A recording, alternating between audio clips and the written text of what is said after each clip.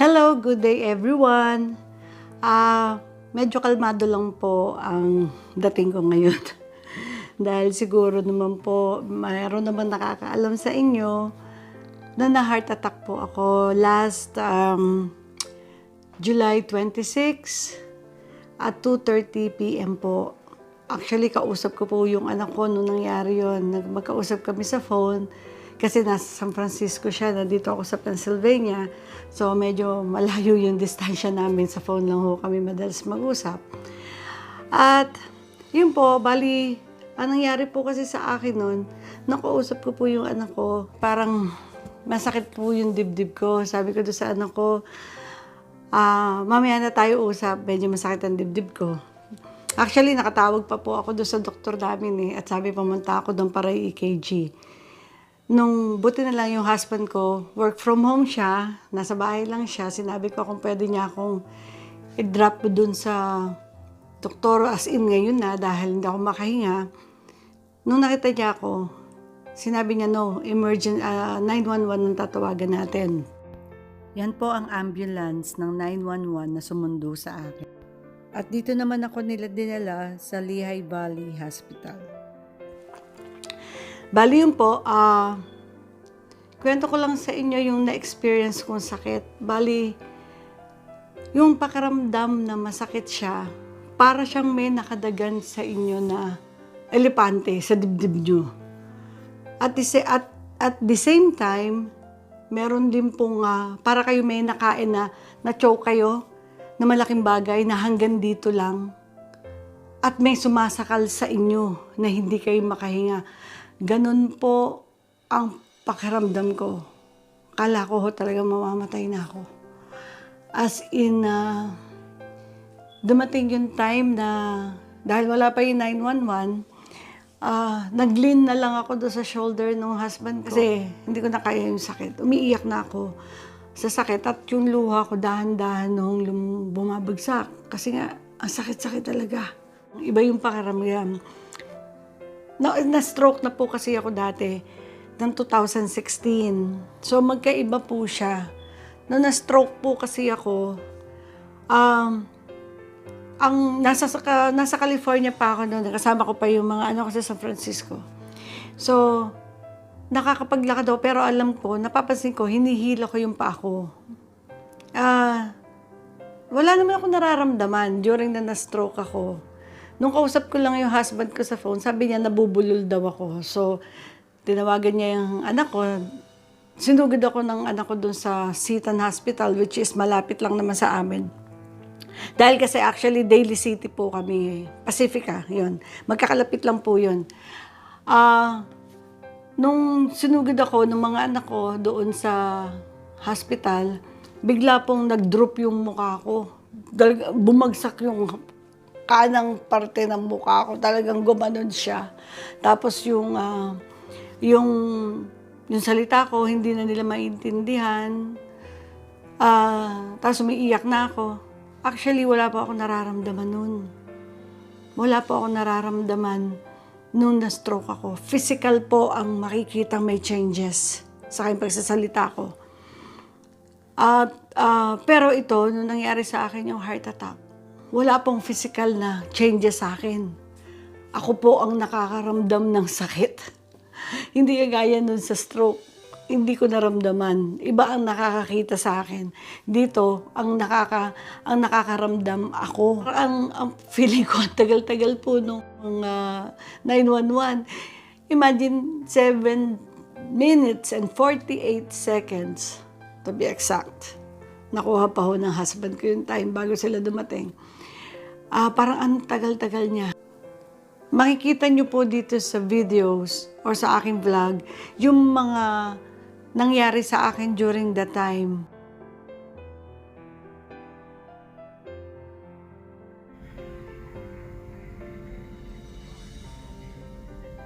So yung pong procedure itself, it lasted for 1.5 hours. And then, nasa recovery room po ako after na 1.5 hours din po. Hindi po siya general anesthesia na para kang na cesarean, ano kaya, yung heart yung bypass. Iba po yun. Ang bypass is really surgery. Ito is, they called it just procedure. Kasi nga po, 2 hours ka lang, parang sedated ka ng 2 hours. Matapos nun, okay ka na. Parang kung magiging successful po yung procedure. And then actually, ang nangyari po sa akin, kung mapapansin nyo, ewan ko nakikita nyo, bali, iyaano ko na lang po doon sa picture. Dito po kasi nila unang tinatry, kaya nakita yung dami-dami ko pong pasa dito. Dito nila unang tinatry, dito sa aking wrist. Kasi andito po ang isa sa malaking artery natin, papunta sa heart. Dahil po, ang problema po kasi sa akin, ang mga ugat ko po, maliliit talaga.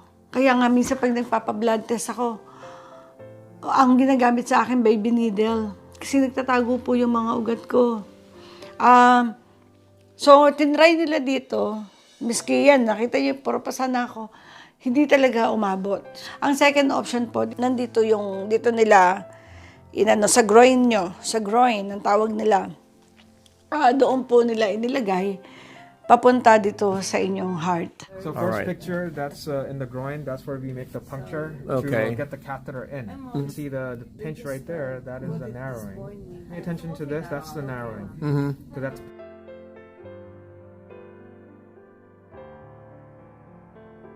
pinched. That's narrow. So that has to be fixed. Okay. Another narrowing over here, which we thought was 50%. We didn't fix it. Okay. We don't fix anything if it's less than 70.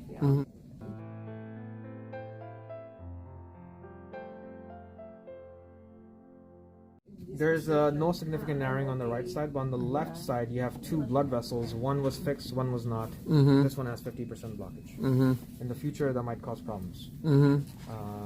But right now, nothing to do. So they put a stent in here, and now you have nice blood flow. You no longer have the pinch. Okay. So it looks very nice. This is actually as good a result as you can get.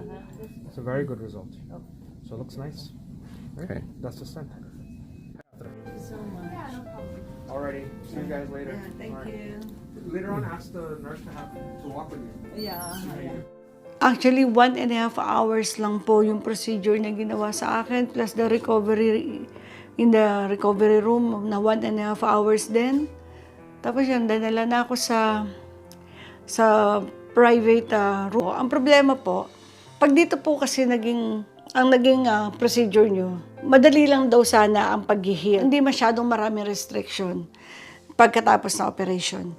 Pero po, dahil sa groin nga po ako, sa groin ko po pinadaan, anong nangyari, 6 hours po akong nakahiga, miski sa kwarto, na flat lang po. Hindi ako pwedeng gumalaw. Pero wala naman silang, may nagtanong kasi sa akin dati, yung brother-in-law ko, nasa Pilipinas siya, kung meron daw pinatong na mabigat sa legs ko. Sabi ko, wala na naman, dahil alam ko dati may ganun yata. Pero ngayon, wala naman. Basta't sinabi lang, huwag kang kikilos. Hanggang 6 hours.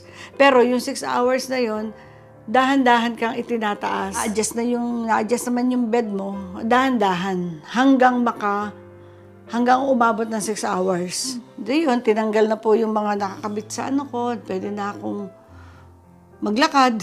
Pinaglakad na ako kaagad after nun.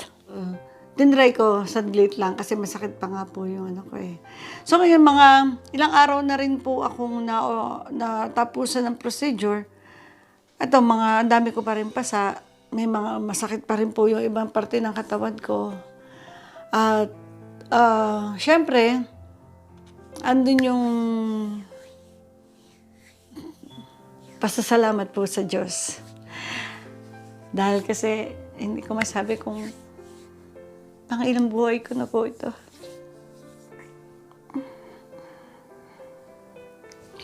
So anyway, imagine na stroke ako, ngayon na heart attack ako. Pero ito pa rin ako, nakatayo pa rin ako. Dahil alam kong hindi naman ako pinababayaan ng Diyos. Kaya, thank you Lord. Anyway, at ang gusto ko lang pong i-ano sa inyo, ang gusto ko lang pong share sa inyo, wag po kayong matakot kung halimbawang, sandali po, wala akong pamuna sa aking luha. Dali po. Ayan, ayan, ayan, ayan. Dali ah. Dito ka na pupunas, ganyan na lang. Wala na artihan, okay. Kung kayo po ay makakaramdam ng sakit sa dibdib, on and off, huwag niyo pong pagwawalang bahala. Magpatingin po kayo. Kasi ako, meron po kasi akong severe GERD. Ang akala ko, yung GERD, kasi pareho kasi ng symptoms yan eh. Pero yung GERD, sa ilalim ng sikmura, sumasakit. Ito dito, sa gitna. Pero, nung ko lang ho siya naramdaman. Pero yung mga siguro, yung mga inaatake na ako pa konti-konti, hindi ko lang siya pinapansin. Akala ko GERD lang siya. Pagkatapos, nakawawala naman, hindi naman ho tumatagal. Nito lang, nung huling ako inatake, dun lang talagang matindi ang sakit. Hindi kasi ako yung taong ibang madaing. Pag may nararamdaman minsan ako, hindi ako, okay lang ako, yung ganun po. So, kaya po kung halimbawa may nararamdaman po kayo, pa-check po kayo, patingin kayo dahil kasi mas mabuti na ho yung nape-prevent kesa ho yung nandun na at mas malaki yung problema. Nakaano pa yung buhay nyo ron, na kumbaga, at stake pa yung buhay nyo kesa yung pe-prevent lang, di ba po? Kaya yun din ang lagi ko sinasabi ngayon sa mga anak ko. Hi kay Yeye at kay Jean, thank you. Dahil kasi lagi pong naka-update din sila sa amin during that time. Dahil nga, kausap ko kasi si Jean, siya ho yung bunsong anak ko, yung kausap ko. Nung time na nangyari yon, of course, nabigla siya. Habang kausap ko siya, binaba ko yung phone at sinabi ko masakit ang dibdib ko. And then that's it. Parang gano'n pa. And then tapos nag-aano na si Alvin, nagte-text sa kanila na nasa ospital ako, yung ganyan. Nababahala sila sa mangyayari. Saka yung pamilya ko ho sa Pilipinas, maraming po salamat. Mga kamag-anak ko po, sa lahat po ng mga nagdasal para sa akin at nag-message sa akin during the time na nasa ospital ho ako. Maraming pong salamat sa inyo. So, hindi ko man kayo mabanggit isa-isa. Alam niyo na po kung sino kayo. Kaya maraming pong salamat. Uulitin ko po sa inyo, huwag po kayong matakot magpatingin kung may nararamdaman kayo. Yung ginawa ko po itong vlog na to para po bigyan kayo ng awareness kung ano ho ang pwede nyo maramdaman during the time na inaatake na po pala kayo. Nakala nyo wala lang. Naway, kahit papano, meron po kayong mapulot na aral sa nangyari sa akin. Ganito na lang po at maraming salamat po sa inyong panonood ng aking mga vlogs. So see you po. Be safe. Patingin po tayo. Maraming salamat.